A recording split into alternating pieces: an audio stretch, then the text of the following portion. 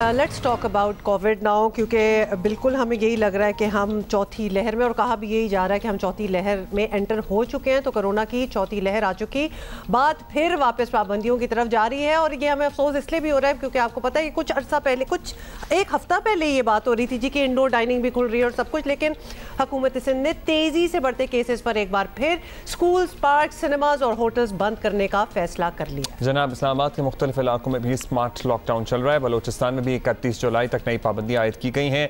19 जुलाई से 29 जुलाई तक आज़ाद कश्मीर में भी सयाहों के दाखिले पर पाबंदी होगी। नजर आ रहा है कि ईद के दिनों में किसी न किसी हद तक पाबंदियों का माहौल ही होगा और हर ईद पर ही होता है। और जाहिर है होना चाहिए भी, बेहतरी है क्योंकि गुज़श्ता 24 घंटों के अगर नंबर्स पर नज़र दौड़ाएं तो 47 अफराद जो हम 18-19 रिपोर्ट कर रहे थे कितने दिनों से, वो 47 पे फिगर पहुंच गया इंतकाल करने वालों की तादाद। और जो पॉजिटिविटी रेट है हमारा वो 5.20 पर पहुंच गया, जो 2-2.5 पे लर्क कर रहा था। Then और नए केसेस भी तो देखे ना, 2,500 से ज्यादा होना जी। स्टार्ट हो सो ये गए, सारा तो कुछ हो गया। वज़ीर आज़म के मुआविन खुसूसी बराए से है डॉक्टर फैसल सुल्तान हमारे साथ मौजूद हैं। डॉक्टर साहब बहुत शुक्रिया। डॉक्टर साहब, हम तो अपनी तरफ से कह रहे हैं, जाहिर है कि we are very much in the fourth wave, लेकिन जाहिर है कि आप ही हुकूमत की तरफ से तस्दीक कर सकते हैं। जो आपके पास डेटा है उसमें बड़ी कीन नज़र है तमाम लोगों की।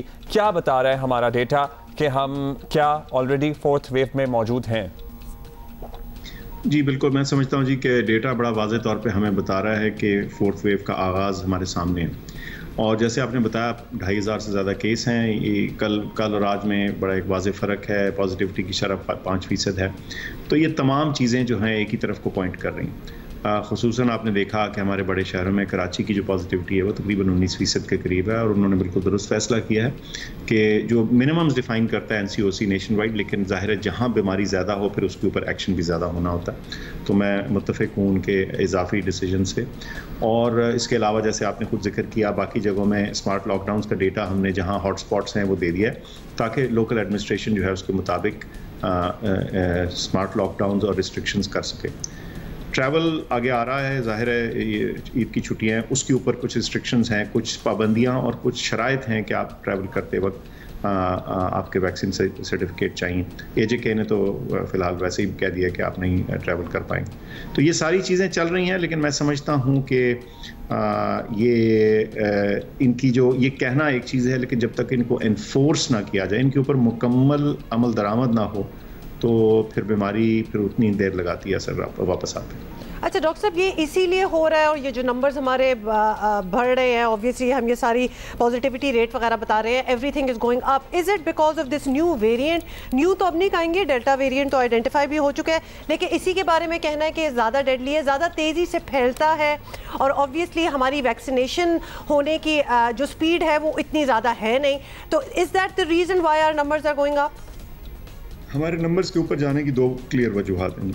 एक तो ये कि वेरिएंट्स जब नए आते हैं तो जो नया वेरिएंट होता है ऑलमोस्ट बाय डेफिनेशन वो इवॉल्व इसलिए करता है कि उसको एक सर्वाइवल एडवांटेज होता है ना, एवोल्यूशनरी टर्म्स में ये लफ्ज़ इस्तेमाल होता है। तो सर्वाइवल एडवांटेज से क्या मुराद है कि जब नया वेरिएंट आता है तो उसको फैलाव में ज़्यादा आसानी होती है, उसके अंदर जो ऐसी म्यूटेशंस आई होती हैं कि वो एक से दूसरे शख्स में ज़्यादा तेज़ी से जंप लगाता है। तो जैसे पहले और दूसरे वेरिएंट जो थे वो पहले ओरिजिनल की निस्बत 60-70% ज़्यादा स्प्रेड करते थे, ये फर्दर 50-60-70% तेज़ी से स्प्रेड कर रहा है। तो एक तो ये वजह वाज़ेह है, लेकिन उसके साथ साथ जो दूसरी चीज़ जहन में रखनी है कि वेरिएंट जितना भी तेज़ फैलने वाला हो, अगर एहतियाती तदाबीर बड़े डिसिप्लिन से चल रही हों तो फिर उस पर काबू रहता है।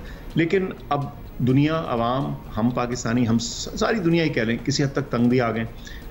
कितनी वेव्स गुजर चुकी हैं, वो फिर थोड़ा बेहतर होती है हालात, फिर वो थोड़ा सा माशरा खुलता है, फिर वेव्स ऊपर जाती।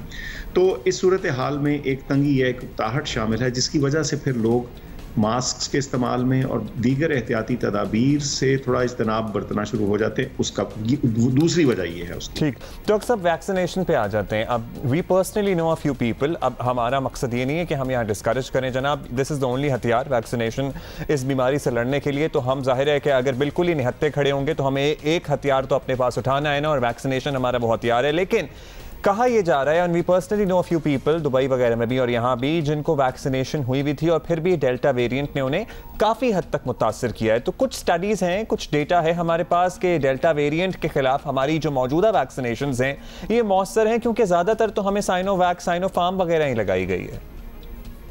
जी इस वक्त अच्छा 2-3 चीजें वाजे कर दूं। एक तो ये कि कोई भी वैक्सीन, ये हम कोविड की नहीं बात करें, कोई भी वैक्सीन 100% इफेक्टिव नहीं होती। इसका मतलब ये है कि ये वैक्सीन का मतलब ये नहीं है कि अगर आपने वैक्सीन लगवा लिया तो आपको किसी सूरत इन्फेक्शन नहीं होगी, ऐसे नहीं होता। हर वैक्सीन की एक प्रोटेक्शन एफिकेसी है, 80-90% इस रेंज में होती है। अगर आप 80 या 90% को भी ले लें तो इसका मतलब यह है कि अगर 1 करोड़ लोगों को वैक्सीन लगी तो 90% ऑफ 1 करोड़ अगर आप निकाल भी दें तो फिर भी लाखों लोग उसमें से निकल आते हैं। सो ये बड़ा नॉर्मल सी बात है कि आपको, मुझे, सबको किसी न किसी का पता है जिसको वैक्सीन लगी भी लेकिन इन्फेक्शन फिर भी हुई। ज़्यादा अहम चीज़ जो हम हमेशा स्ट्रेस करते हैं वो ये है कि इन्फेक्शन हो जाने से बहुत ज़्यादा फ़र्द को इनफरादी तौर पर जो अहम चीज़ है वो ये कि आपको ज़्यादा सख्त या ख़तरनाक बीमारी ना हो, ठीक है, और उसका चांस घट जाता है। ये भी मैं ये बताऊंगा वो ज़ीरो कभी भी नहीं होता, कम हो जाता है। अब आ जाते हैं वेरिएंट्स के ऊपर। देखिए अभी तक जो इन्फॉर्मेशन है वो ये है कि वेरिएंट्स जो हैं मौजूदा तमाम, ये मौजूदा वैक्सीन इसके ऊपर असरअंदाज होती हैं, यानी ये प्रोटेक्ट करती हैं।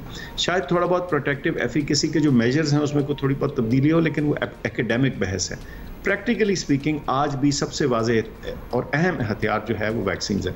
आखिर में आपको एक और बात बता दूं कि हमारी अपना जो वैक्सीन का इस्तेमाल और उसका फेलियर रेट है वो हमारे पास बड़ा क्लियरली मौजूद है और आ चुका है। 1-2 दिन में हम उसको पब्लिश कर देंगे, लेकिन आपको एक उसके बारे में हिंट करा दूं कि वो काफ़ी अच्छा है, प्रोटेक्शन बहुत अच्छी है। ग्रेट। अच्छा डॉक्टर साहब, फाइनली ये भी बता दें, नाउ अगेन ऑब्वियसली ये बड़ी ग्लोबल फिनोमेना है, आपको पता है पेंडेमिक है, पूरी दुनिया में है, तो हम लोग भी देखते हैं कि बाकी दुनिया किस तरह रिस्पॉन्ड कर रही है। जैसे कि अब कौन से ब्रांड की वैक्सीन हो, इस पर भी बड़ी बहस हो रही है। किसी पे आप ट्रैवल कर सकते हैं, किसी पे आप नहीं कर सकते, a lot of things are being discussed. So हमने देखे हैं हमारे नेबरिंग मुल्कों में एक ऑप्शन भी दी जा रही है। अगर आप मिडल ईस्ट पे देख लें तो जिन्होंने चाइनीज़ वैक्सीन लगाई हुई हैं उनको ये ऑप्शन दी जा रही है कि आप 2-3 महीने बाद वो टाइम जब खत्म हो जाता है तो आप फाइजर या कोई और वैक्सीन आप लगवा लें। And a lot of people are taking that advantage of this option. क्या ये आप सजेस्ट करेंगे कि यहाँ भी जो लोग ये कर सकते हैं, जिनकी रसाई है इन वैक्सीन तक, कि वो आराम से विदाउट एनी खौफ वो 3-4 महीने बाद लगवा सकते हैं? Would you suggest that? अच्छा, इसका मैं ना 2 हिस्सों में जवाब देता हूँ। इसका एक, इस इंफॉर्मेशन का, इस फैसले का करने वाला एक पब्लिक हेल्थ प्रैक्टिशनर है, ठीक है। हेल्थ मिनिस्ट्रीज हो गई, हेल्थ मिनिस्टर हो गए, वजीर आजम हो गए, मुल्क के डिसीजन मेकर हो गए। अच्छा, उनके लिए जो चीज़ अहम है वो ये है कि ज़्यादा से ज़्यादा लोग जो हैं वो वैक्सीनेट हो चुके हैं।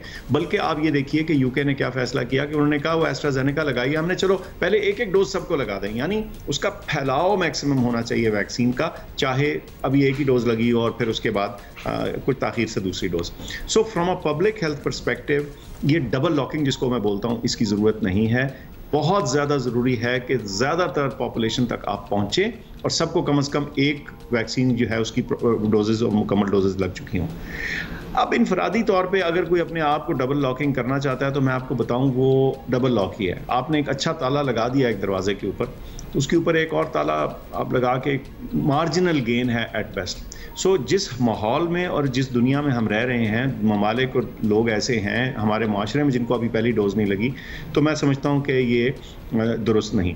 अब एक इंडिविजुअल है, वो कोई ऐसी जगह जाता है या उसको एक इजाफी वैक्सीन अवेलेबल है और वो कहता है मैंने लगाना है, तो देखिए मेडिकली तो इसके ऊपर अभी ज्यूरी इज आउट। आपने देखा कि WHO ने भी इसके खिलाफ कॉशन दिया है कल या परसों। ओवरऑल तो हम ये कहेंगे कि एक ही वैक्सीन पर टिके हैं, लेकिन बहरहाल मेडिकली लोग लगवा रहे हैं कुछ दूसरी के लिए। अच्छा डॉक्टर साहब, एक तो डेटा की अपग्रेडेशन का इशू आ रहा है कि जिन लोगों ने वैक्सीन लगवा ली है वो सर्टिफिकेट जब निकालने जाते हैं तो वहाँ पे आता है कि आपको तो एक भी डोज नहीं लगी है। मेरे पर्सनली अपने साथ भी ये इशू था और भी बहुत से कॉलीग्स हैं जिनके साथ ये इशू है।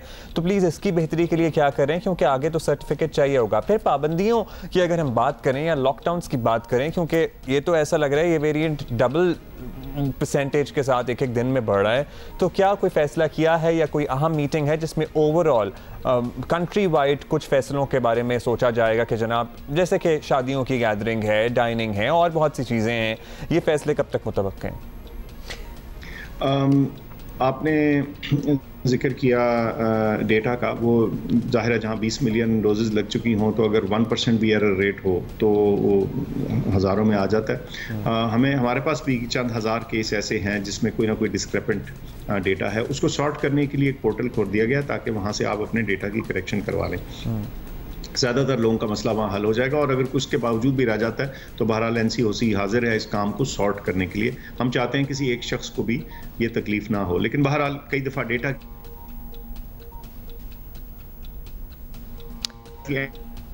बट अगर आप ऑडियो पे लेकिन वो एक माइनॉरिटी फिनोमेनन है, ये मैं आपको बताऊं।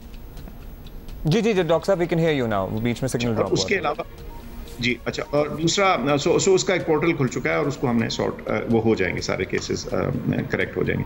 आखिर में आपने बताया कुछ अहम फैसले। देखिए कोई एक अहम मीटिंग तो छोड़ेंगे तो रोज़ाना NCOC meets every single day, कई दफ़ा दिन में 2 दफ़ा, और हम लगातार उसमें आपस में इन टच भी रहते हैं। तो हर रोज़ हम जो मौजूदा the data of the day को देखते हैं और फैसला करते हैं कि प्रोजेक्शन क्या आ रही है और उसके मुताबिक प्रीएम्प्टिव एक्शंस हमने क्या लेने।